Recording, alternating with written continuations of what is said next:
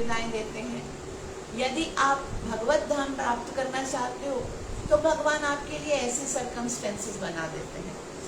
अब ये है कि मनुष्य को ये समझना है कि मुझे आनंद चाहिए। हर एक जीव जो है वो आनंद के पीछे भाग रहा है।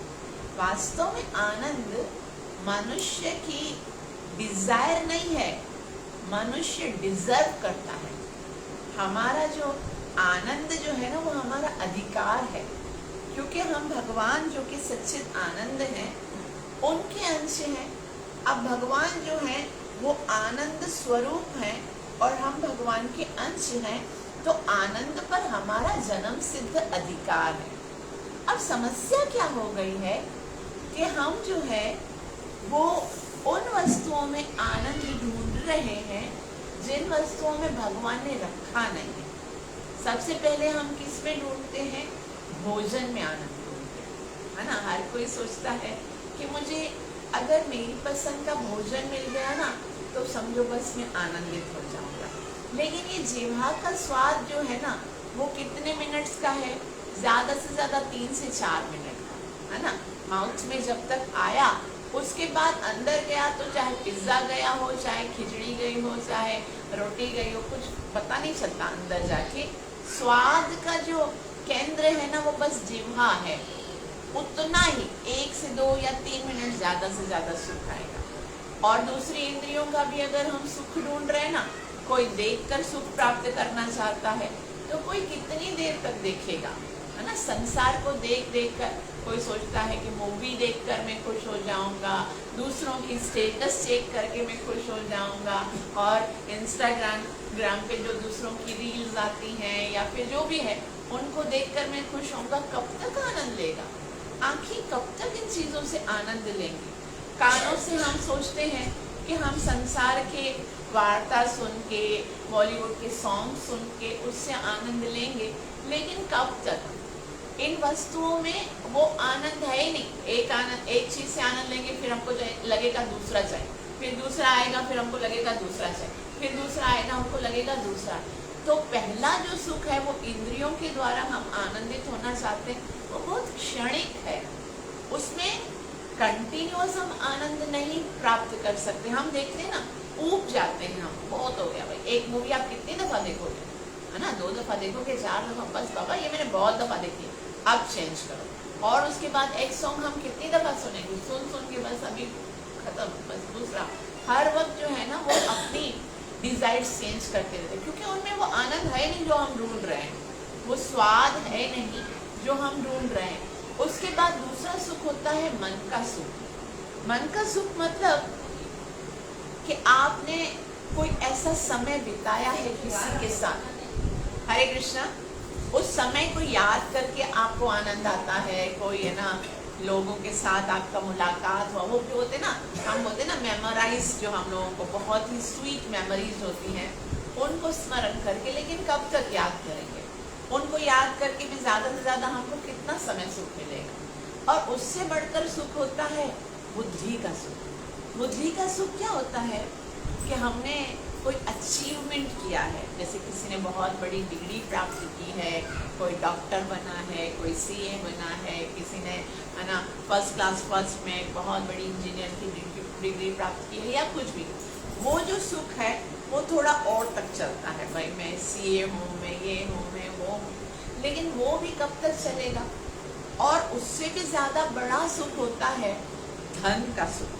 जो धन जो है ना वो जीव को बहुत है ना आनंदित और गर्वित कर देता है। लेकिन अगर देखा जाए तो कितनी हद तक चलेगा? जब तक संसार में है ना तब तक ही चलेगा। लेकिन बोलते भी हैं कि वो धन जो है ना वो कभी किसी का साथ नहीं देता, वो हाथ की मेल की तरह, कभी किसी के पास है तो कभी किसी के पास है, तो वो भी तो कंटिन्यूस चलेगा नहीं। अब हम जो है वो शाश्वत हैं और सुख ढूंढ रहे हैं इन भौतिक वस्तुओं में जो कि खत्म हो जाएंगी। ज्यादा से ज्यादा अगर सुख आपको मिल भी रहा है, जिन चीजों को आप प्राप्त कर भी रहे हो, वो उतना ही समय तक रहेगा जो जब तक आप इस संसार में हो, है ना। कोई भी सुख है, चाहे वो संतान का है, चाहे वो धन का है, चाहे वो आनंद खाने पीने का है, घूमने फिरने का है, इंद्रिय तृप्ति का जो भी आनंद है वो कब तक रहेगा? जब तक हम इस संसार में हैं। लेकिन कितना समय तक रहेंगे? अब अगर हम लोग थोड़ा देखें, हमारी कितनी आयु बची होगी? अगर देखा जाए, अगर हम देखें 100 वर्ष जो है वो कलयुग की आयु है, लेकिन देखते हैं तो हम 70 से अब कोई नहीं है। अगर जी भी रहे हैं तो किस हाल में जी रहे, उनको भौतिक वस्तुओं के सुख की कोई आवश्यकता नहीं। बस वो खाली बोलते हैं, हम सिंधी में बोलते हैं, बस भगवान हलंदी हलाए, माना अपने पैरों पर चलकर मैं वॉशरूम जा सकूं, कोई किसी का मोहताज नहीं हो, इतना ही होता है उनका 60, 65, 70 के बाद। तो इसका मतलब है आधी जिंदगी खत्म कर चुके हैं जो बैठे हैं, आधी या आधे से ज्यादा जिंदगी खत्म कर चुके हैं। अब हमारे पास समय बहुत थोड़ा है और हमारे पास इतने थोड़े समय में अब हमको है ना एक व्यापारी की तरह सोचना है, एक बिजनेसमैन की तरह सोचना है कि कम समय में ज्यादा अर्न किया जा सके, मतलब ज्यादा प्रॉफिट मिल सके, ऐसे जीना है।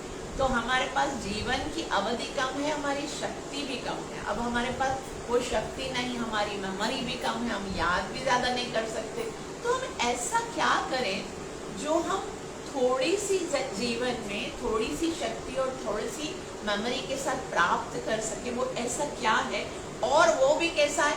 अगर बिजनेस में ना एक ही रूल होना चाहिए। वैसे तो मैं बिजनेसमैन नहीं हूँ, लेकिन इतना तो मैं जानती हूँ, बिजनेस का एक ही रूल है कि हमको ज्यादा से ज्यादा प्रॉफिट होना चाहिए, है ना? ये तो सब जानते हैं, प्रॉफिट ज्यादा से ज्यादा होना चाहिए। अगर हम लोग है ना 20,000 का प्रॉफिट ले रहे हैं या 40,000 का ले रहे हैं, तो फिर हम लोग 1 लाख का क्यों ना ले लें, है ना? 1 लाख का प्रॉफिट मिलना चाहिए। लेकिन अगर कोई 1 लाख का प्रॉफिट ले रहा है तो फिर 10 लाख का क्यों ना ले? और अगर किसी को 10 लाख का प्रॉफिट हो रहा है तो करोड़ रुपए का क्यों ना ले, है ना? और अगर किसी को करोड़ रुपए का प्रॉफिट मिल रहा है तो वो उससे ज्यादा 100 करोड़ का क्यों ना ले? तो उसी तरह से ये मनुष्य जीवन भी ऐसा है। आपको प्रॉफिट प्राप्त करना है, 20,000, 40,000 वो इस भौतिक जगत के हैं। उससे आगे हम जाएंगे ना लाखों की प्रॉफिट में, तो वो ज्यादा से ज्यादा हमें स्वर्ग तक लेके जाएगा, है ना? देवताओं की पूजा करेंगे, स्वर्ग जाएंगे तो लाखों का प्रॉफिट होगा। लेकिन करोड़ों में यदि खेलना है तो उसका एक ही तरीका है, करोड़ों का आनंद जो कि इस भौतिक जगत के आगे लेके जाएगा, वो जगह जहाँ के लिए भगवान Shri Krishna Shrimad Bhagavad Gita chapter number 15 verse number 7 में कहते हैं, ततः पदं तत् परिमार्गितव्यं यस्मिन् गता न निवर्तन्ति भूयः तामेव चाद्यं पुरुषं प्रपद्ये यत्तः प्रवृत्ति प्रसिता पुराण। इसी जगह जाओ, यस्मिन् गता न निवर्तन्ति भूयः, जहाँ जाने के बाद इस दुखमय संसार में वापस आना ना पड़े। तो ये एक मनुष्य जीवन जो है वो आपको भगवत प्राप्ति करा सकता है। श्रील प्रभुपाद जी एक बहुत सुंदर बात कहते हैं कि ये जो टंग है ना, हमारी जिह्वा है ना, वो जिह्वा एक ऐसा व्हीकल है, एक ऐसी सवारी है, एक ऐसा वाहन है जो आपको कहीं भी लेके जा सकती है। This tongue is can take you either Golok Vrindavan धाम और in the hell। आपको ये जिह्वा जो है वो गोलोक वृंदावन धाम में भी लेके जा सकती है और नरक में भी लेके जा सकती है। अब चॉइस आपकी है, आपको कहाँ जाना है। ये जिह्वा जो है उससे केवल इतना ही करना है, यदि उसका हमने सदुपयोग कर लिया ना, तो ये जिह्वा हमें भगवान के नाम तक लेके जा सकती। और जिह्वा का सदुपयोग क्या है, ऐसा संत जन बताते हैं कि जिह्वा तब लगती बली जब निस्दिन सुमरे नाम।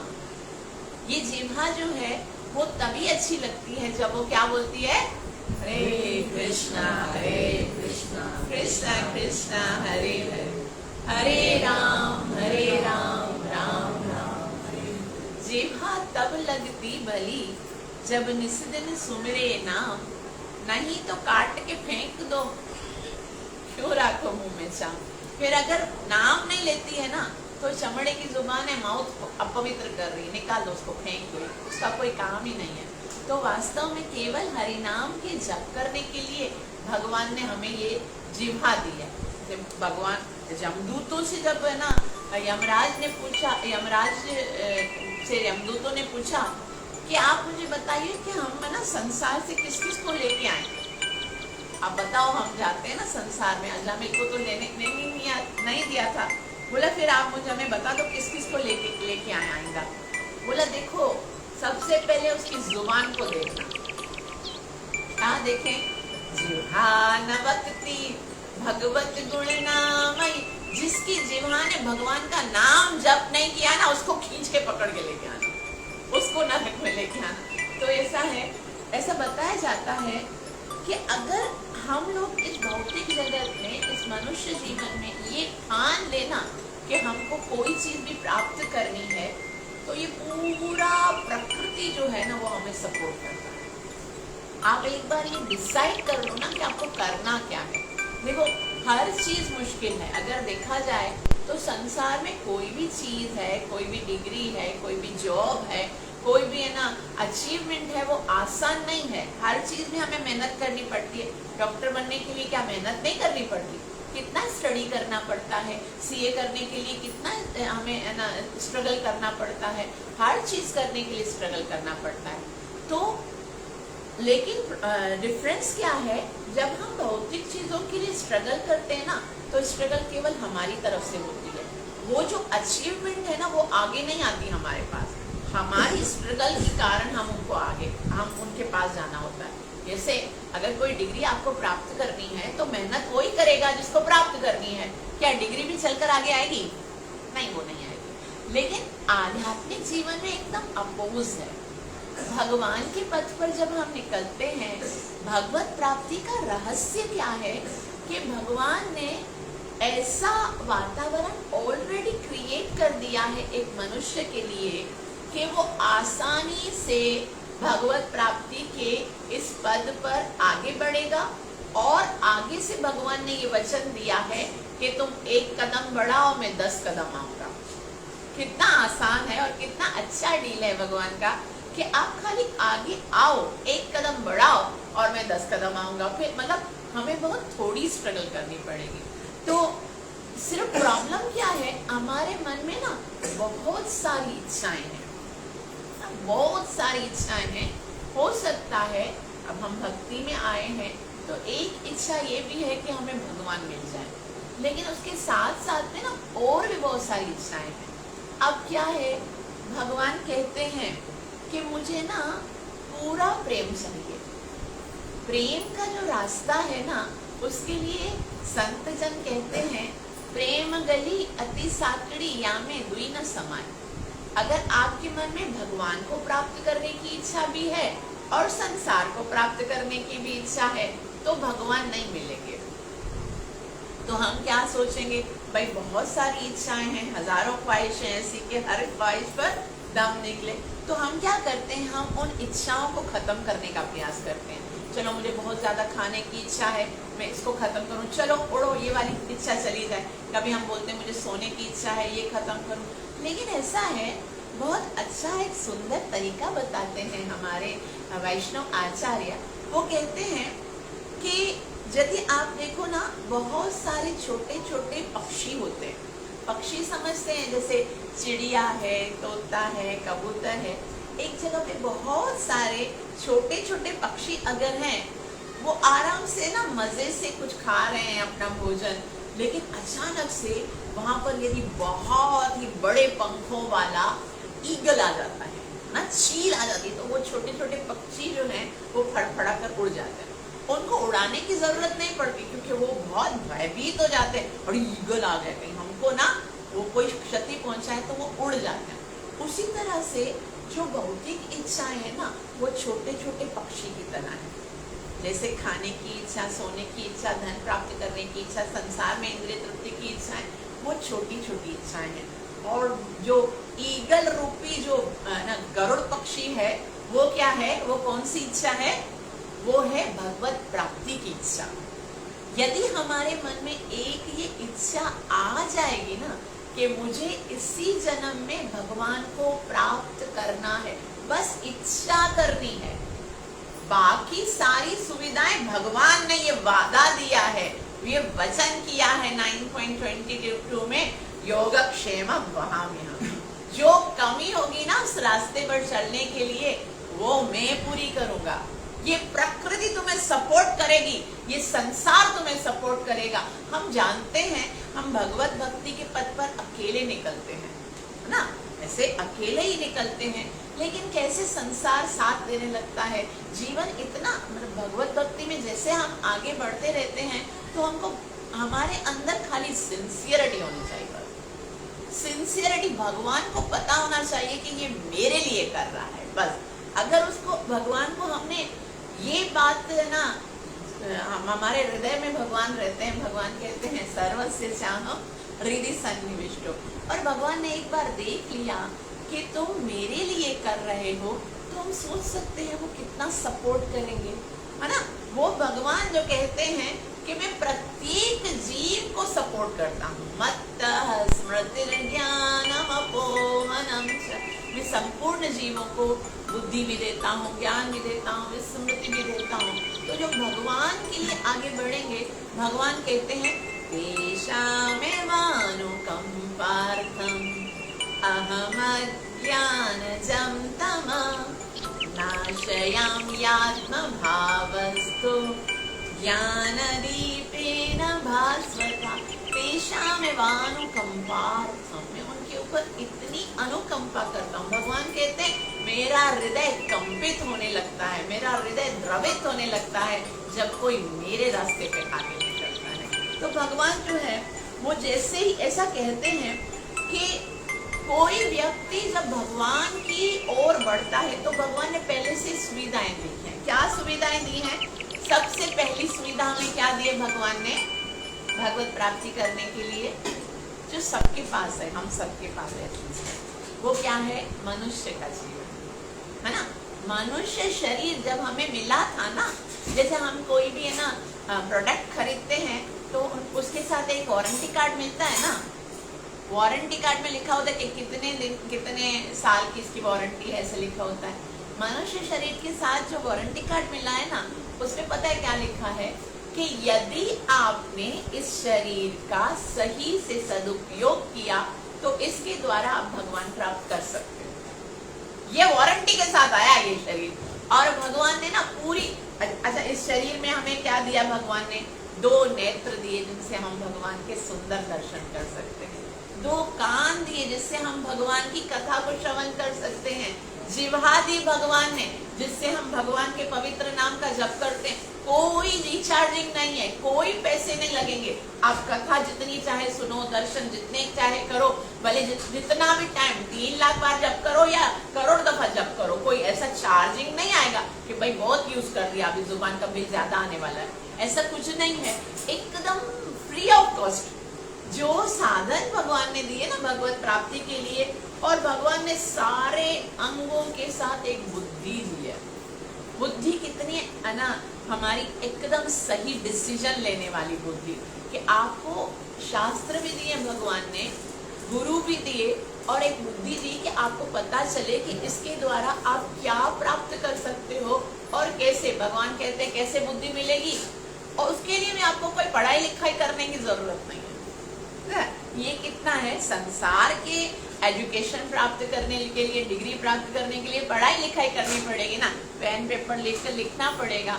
लेकिन भगवत प्राप्ति के लिए पढ़ाई लिखाई नहीं करनी पड़ेगी। 10.10 में भगवान कहते हैं तेषां सतत युक्तानां भजतां प्रीतिपूर्वकं ददामि बुद्धि योगं तं येन मामुपयान्ति ते।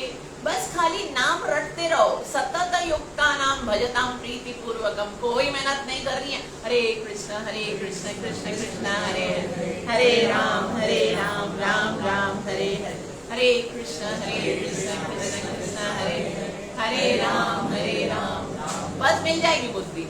ये ददामि बुद्धि योगम तम ये न माम उपयांति थे। मुझे प्राप्त करने के लिए बुद्धि चाहिए ना, उसके लिए एक्स्ट्रा ऑर्डिनरी ज्ञान प्राप्त करने की जरूरत भी नहीं है। और उसके साथ साथ भगवान ने हमें स्वास्थ्य दिया, औषधि दी, और प्रभु ने हमको कितने अच्छे सर्कमस्टेंसेस में हमारे रिलेशन दिए हैं।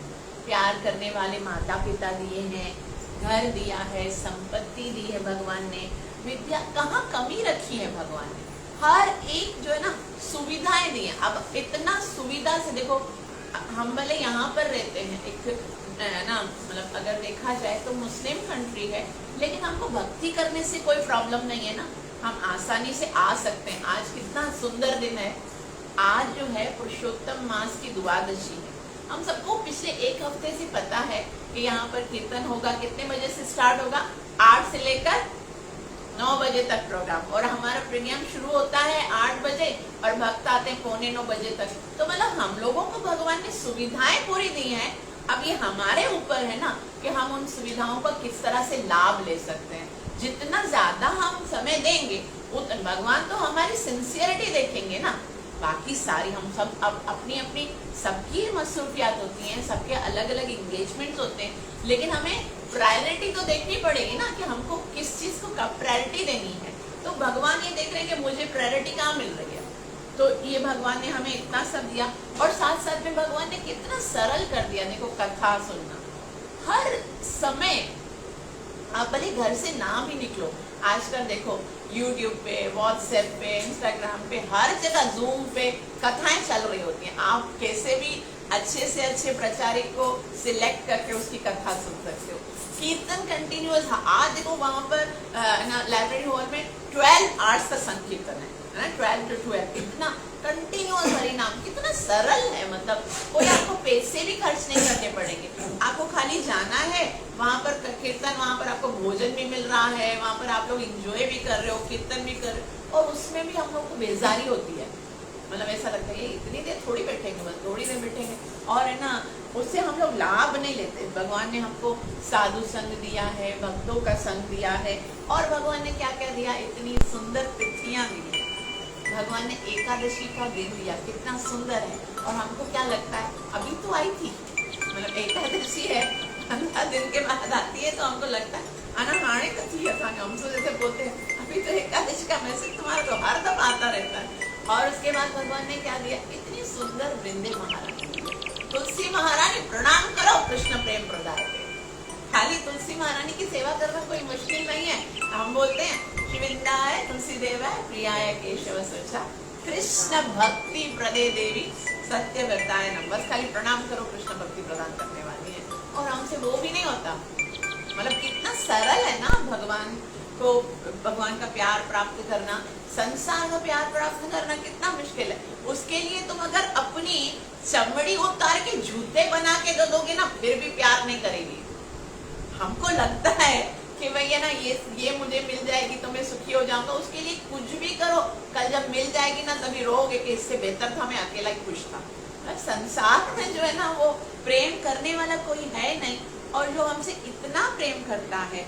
और भगवान ने क्या किया है, हर एक समय ऐसे दिए हैं, समय भगवान ने ऐसे बनाए हैं ना कि भगवान हर समय हमें अपनी ओर खींचने का प्रयास करते हैं। देखो भगवान ने 12 महीने बनाए ना, 12 महीनों में कोई ना कोई ऐसी स्पेशल चीज रखी है।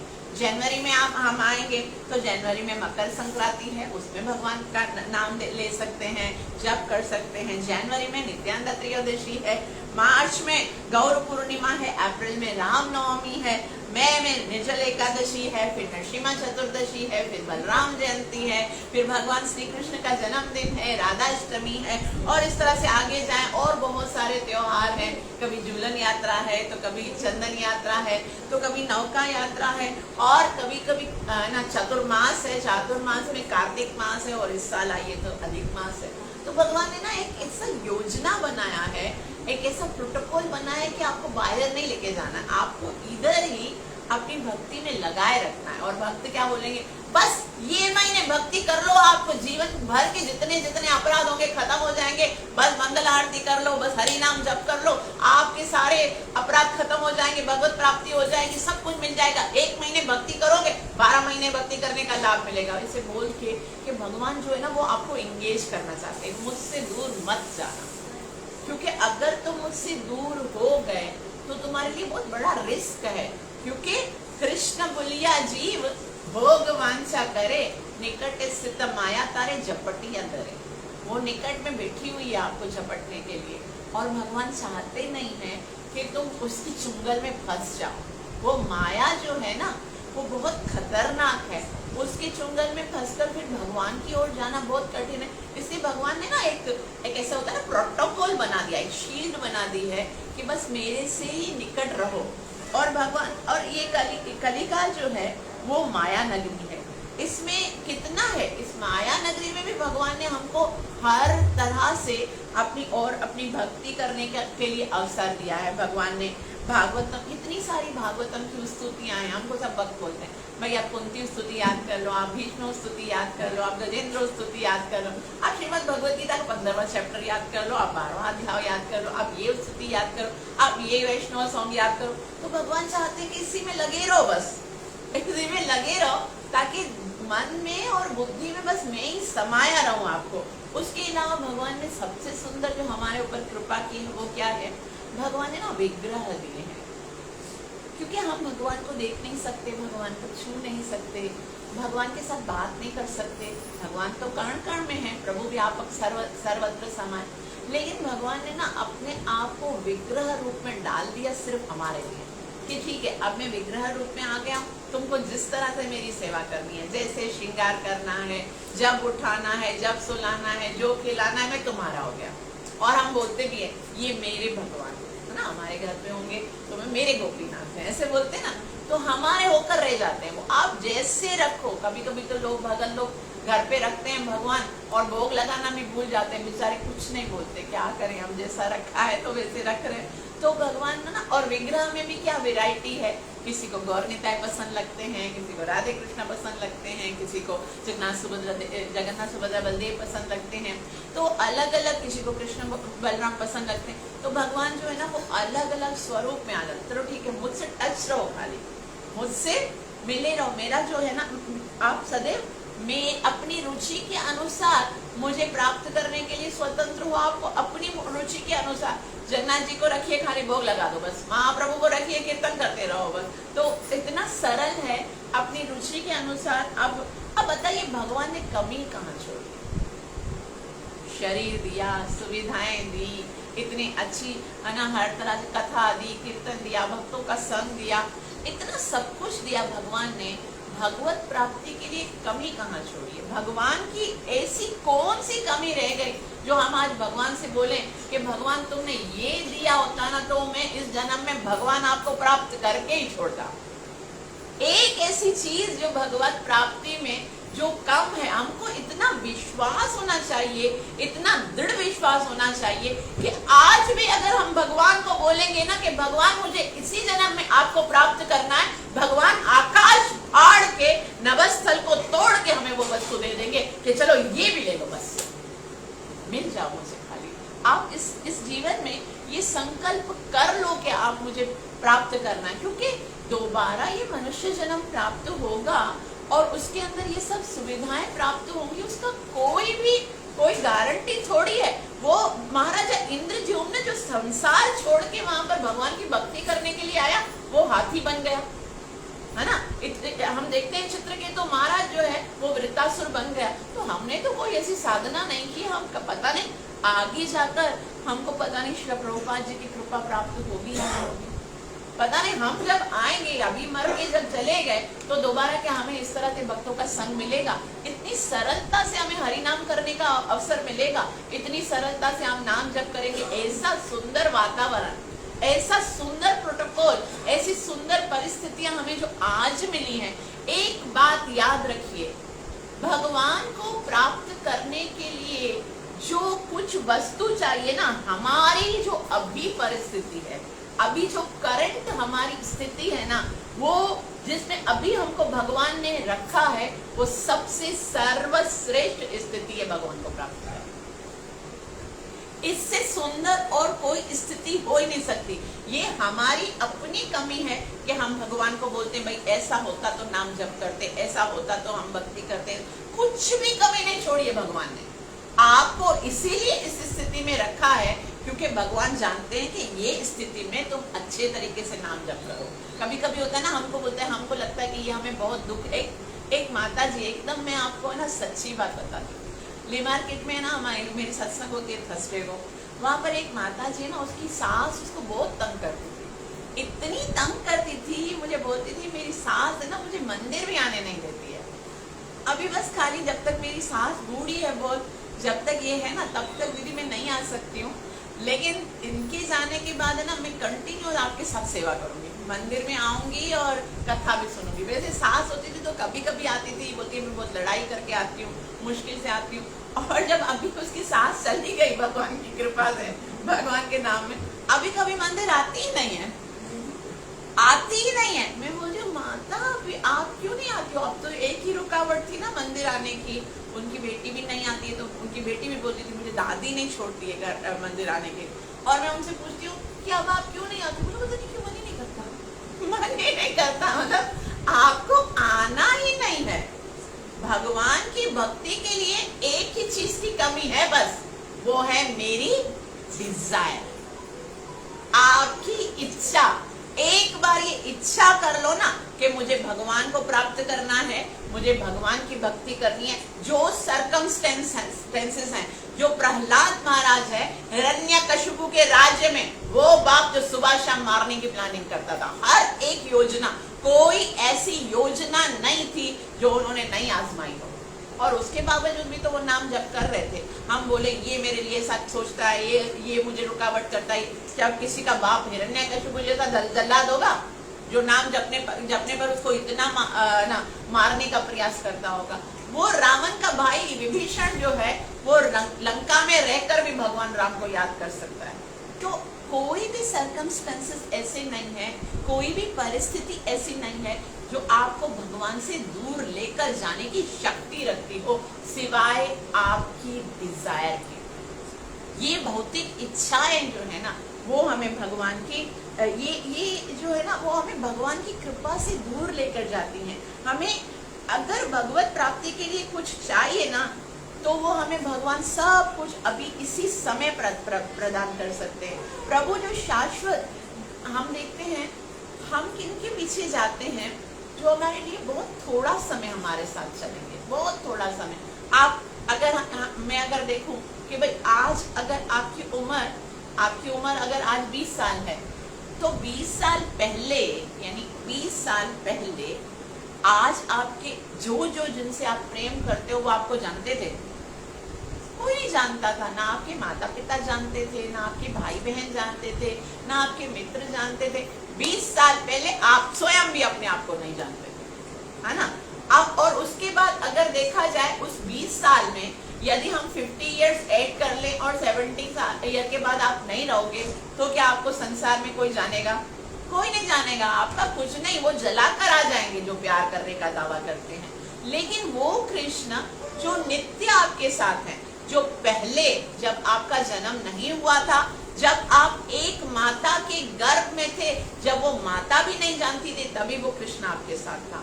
अब इस संसार में जब आप हो, तभी भी वो हृदय में हर क्षण आपके साथ है। जब आप इस संसार से जब चले जाओगे, अभी तक दूसरे संसार में आए नहीं हो, दूसरा जन्म हुआ नहीं, जिस जगह पर हो, चाहे वो अपने कर्मों के अनुसार कितनी ही घृणित योनि में क्यों ना हो, चाहे कोई अपने कुकर्मों के कारण कीड़ा भी बन जाए, चाहे कुत्ता भी बन जाए, चाहे सुअर भी बन जाए, भगवान उसका साथ कभी नहीं छोड़ते। वो नित्य संगी है भगवान।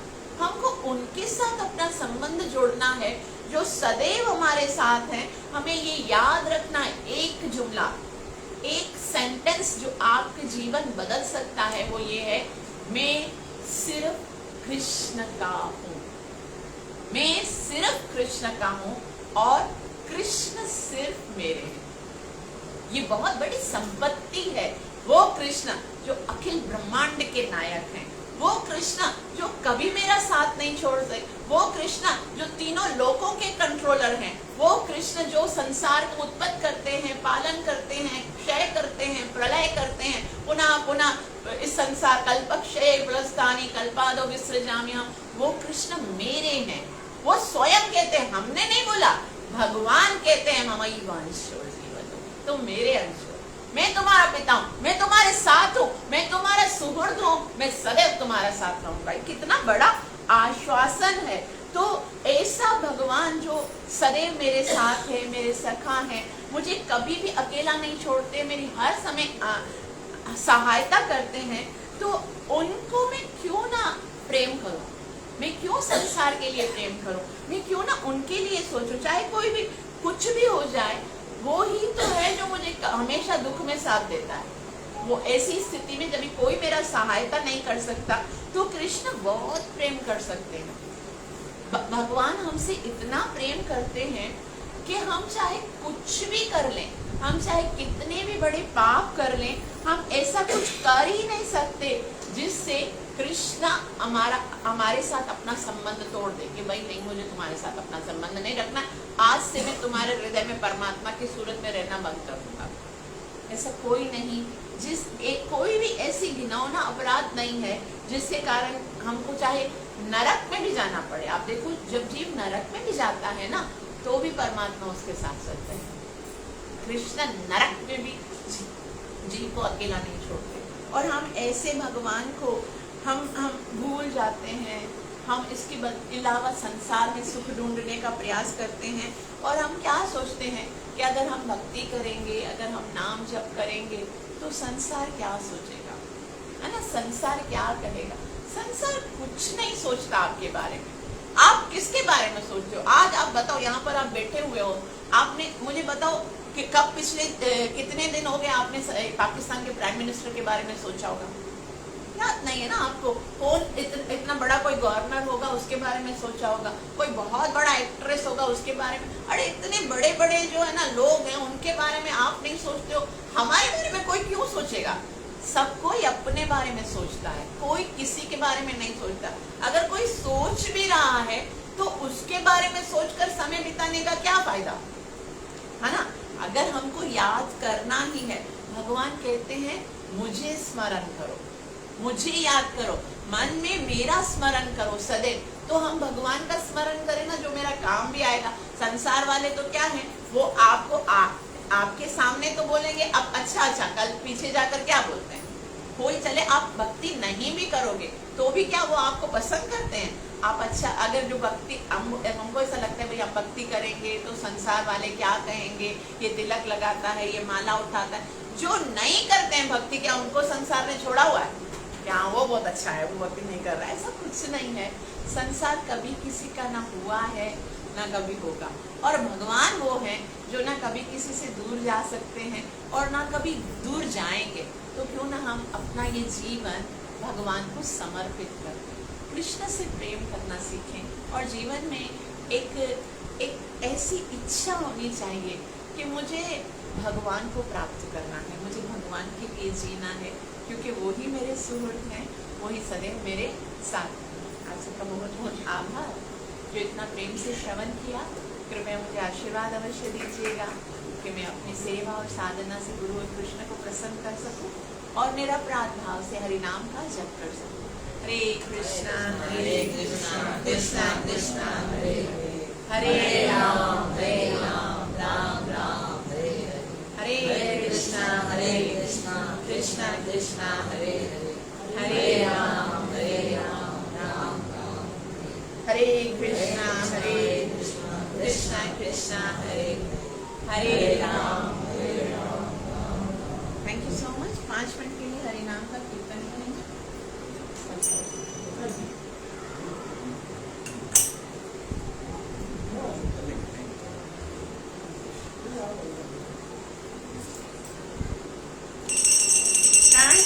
राधा गोपीनाथ भगवान की, पतित पावनी गौरंग महाप्रभु की, सर्व विघ्न विनाशक नरसिंह भगवान की, श्रीला प्रभुपाद की। हरे कृष्णा कृष्ण कृष्ण हरे हरे, हरे राम राम राम हरे हरे।